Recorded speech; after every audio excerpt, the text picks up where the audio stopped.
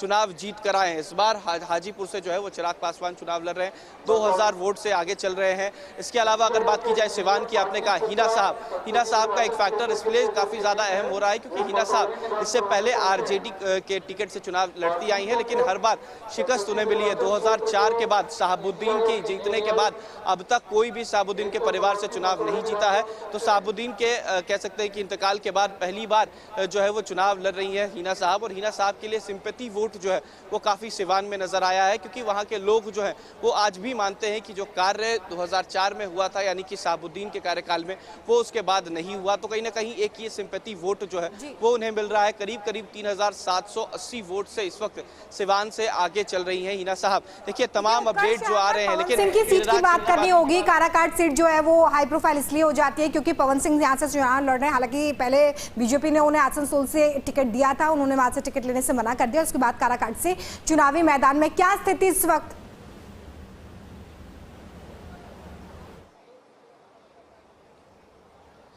अब बिल्कुल देखिए, अगर काराकाट की बात की जाए तो काराकाट से निर्दलीय प्रत्याशी हैं पवन सिंह, लेकिन देखिए पवन सिंह के साथ जो फैक्टर आमतौर पर लग रहा था कि जो युवा वोटर्स है वो साथ रहेंगे, लेकिन युवा वोटर्स की उम्र जो है वो काफ़ी ज़्यादा नहीं है। जो उनके साथ रहते हैं वो 15 साल से 18 साल के जो बच्चे हैं वो नज़र आ रहे थे, तो वो वोटर्स नहीं हो सकते। तो कहीं ना कहीं वो फैक्टर जो था, युवा वाला फैक्टर, वो उनके साथ नज़र नहीं आ रहा। इस वक्त उपेंद्र कुशवाहा जो एनडीए के प्रत्याशी हैं वो आगे चल रहे हैं, करीब 4000 वोट से आगे चल रहे हैं। लेकिन देखिए बेगूसराय का अभी जो अपडेट सामने आया है, बेगूसराय से अवधेश राय सीपीआई के नेता जो हैं वो आगे चल रहे हैं, 2103 वोट से। गिरिराज सिंह फिलहाल पीछे चल रहे हैं। मीसा भारती 6022 वोट से आगे चल रही हैं।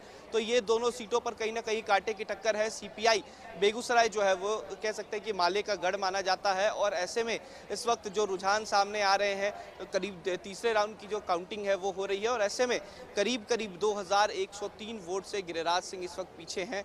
मीसा भारती की बात की जाए तो 6022 वोट से आगे चल रहे हैं। छठे राउंड में गोपालगंज के अभी अपडेट सामने आ गया है, जेडीयू के जो प्रत्याशी हैं वो 6980 वोट से आगे चल रहे हैं। वीआईपी की अगर बात की जाए तो करीब 27401 वोट मिले हैं। वहीं अगर जेडीयू की बात की जाए तो 34381। अब देखिए मीसा भारती का नया अपडेट सामने आया, 7665 वोट से जो है वो मीसा भारती आगे चल रही हैं। लालू यादव की बेटी हैं, और इस बार कह सकते हैं कि तीसरी बार जो है वो चुनावी मैदान में है। रामकृपाल यादव जो है वो एनडी के प्रत्याशी हैं, लेकिन इस बार रामकृपाल यादव जो है वो पीछे चल रहे हैं। 7665 वोट से इस वक्त रामकृपाल यादव जो है वो पीछे चल रहे हैं। अच्छा उत्कर्ष, चौंकाने वाली बात यह है कि बेगूसराय जो कि बिहार की हॉट सीटों में से एक मानी जाती है, वहां पर पहले मुकाबला एक तरफा माना जा रहा था क्योंकि गिरिराज सिंह दूसरी बार यहाँ से चुनावी मैदान में। लेकिन जो आंकड़े आप बता रहे हैं वो सीधे सीधे ये बताता है कि अवधेश राय एक बड़ी टक्कर देते हुए गिरिराज सिंह को।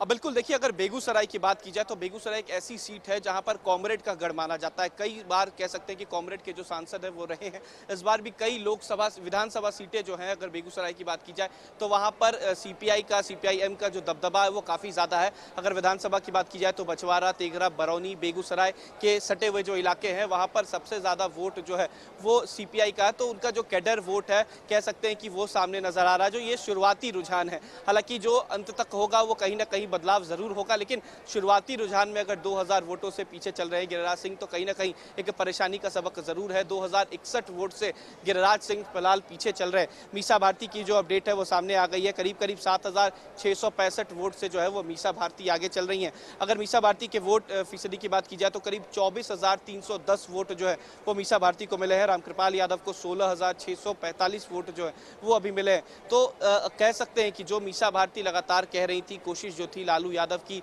तमाम जगहों पर खुद से जाके प्रचार करने की, तो उसका फायदा पहले 5 से 6 राउंड में नजर आ रहा है। लेकिन वही तस्वीरें रोहिणी आचार्य के साथ नजर नहीं आ रही। सारण में राजीव प्रताप रूडी जो है वो आगे चल रहे हैं, रोहिणी आचार्य पीछे चल रही हैं। लेकिन ये वही सारण है जहां से लालू यादव चुनाव जीत कर भी आए हैं, और ये वही सारण सीट है जहां से राबड़ी देवी चुनाव हारी भी है। ये वही सारण सीट है जहां से पहले भी लालू परिवार चुनाव हारता नजर आया है। लेकिन इस बार भी उम्मीद जरूर थी कि रोहिणी आचार्य के आने से चीजें बदल सकती हैं, लेकिन अभी भी रोहिणी आचार्य का कोई फैक्टर वहां पे काम नहीं आ रहा।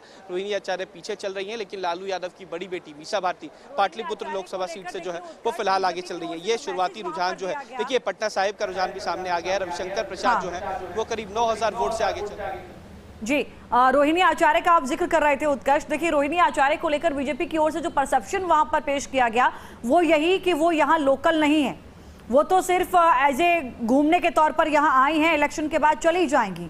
तो क्या ये जो परसेप्शन बनाने की कोशिश हुई, इसका असर वहां नजर आ रहा है इन आंकड़ों में?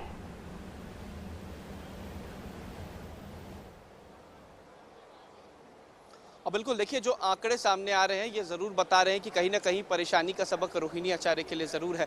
जो परसेप्शन लगातार बनाया गया, चाहे वो बीजेपी की हो या फिर एनडीए के तमाम नेता हैं कि वो बाहरी प्रत्याशी हैं, वो बिहार में भी नहीं रहती और आमतौर पर देश में भी नहीं रहती हैं, तो चुनाव जीत के वो फिर से सिंगापुर चली जाएंगी। तो ये कोशिश ज़रूर थी कि एक परसेप्शन बनाया जाए। लेकिन दूसरी तरफ प्रत्याशी अगर एनडीए के देखे जाए तो राजीव प्रताप रूडी हैं। ये पहली बार सांसद का चुनाव नहीं लड़ रहे, करीब 20 साल से वहाँ से सांसद हैं, MLC भी रह चुके हैं, बिहार सरकार में मंत्री भी रह चुके हैं, केंद्र सरकार में भी मंत्री रह चुके हैं। तो एक बड़ा दबदबा है राजीव प्रताप रूडी का सारण में। तो कह सकते हैं कि दोनों फैक्टर नजर आ रहा है। एक तरफ जो व्यक्तिगत तौर पर राजीव प्रताप रूडी का वर्चस्व है वो नजर आ रहा है, दूसरी तरफ जो परसेप्शन बनाया गया, यानी कि अगर रोहिणी आचार्य चुनाव जीतती हैं तो यहाँ से बाहर चली जाएंगी। और कहीं ना कहीं पूरे प्रचार प्रसार में रोहिणी के द्वारा जो बयानबाजी की गई है उससे भी काफ़ी फर्क पड़ रहा है। और सारण हिंसा को लेकर भी कह सकते हैं कि एक परसेप्शन जो है वो गलत हुआ। लेकिन तमाम चीज़ें जो हैं फिलहाल ये शुरुआती रुझान है, आगे काफ़ी चीज़ें बदल सकती हैं। बिहार की 40 सीटें जो हैं वो काफ़ी निर्णायक होने वाली है। हमने पहले भी एग्जिट पोल में दिखाया कि 4 से 5 सीटें जो हैं वो बिहार की कहीं ना कहीं एक परेशानी का सबक जो है वो बीजेपी के लिए, एनडीए के लिए बन सकती है। और तमाम रुझान जो आ रहे हैं, देखिए बक्सर की बात की जाए, बक्सर एक ऐसी सीट है जो काफ़ी अहम मानी जा रही थी और बक्सर में इस वक्त जो है मिथिलेश तिवारी जो है वो आगे चल रहे हैं। मिथिलेश तिवारी को करीब 3409 मत मिले हैं। सुधाकर सिंह आरजेडी के प्रदेश अध्यक्ष के बेटे हैं, 2344 वोट जो है उन्हें मिले हैं। इसके अलावा निर्दलीय प्रत्याशी हैं आनंद मिश्रा 327, यानी कि उनका एक फैक्टर नजर नहीं आ रहा है। IPS अधिकारी थे, उन्हें VRS लिया था उन्होंने, लेकिन जो फैक्टर सामने आ रहा था कि आनंद मिश्रा एक बड़े जिम्मेदारी के साथ आ सकते हैं, चीज़ें बदल सकते हैं, लेकिन वो चीज़ें नजर नहीं आ रही है। ददन यादव उनका भी नाम सामने आ रहा था, इंडिपेंडेंट है, लेकिन महज 27 वोट ही मिले हैं।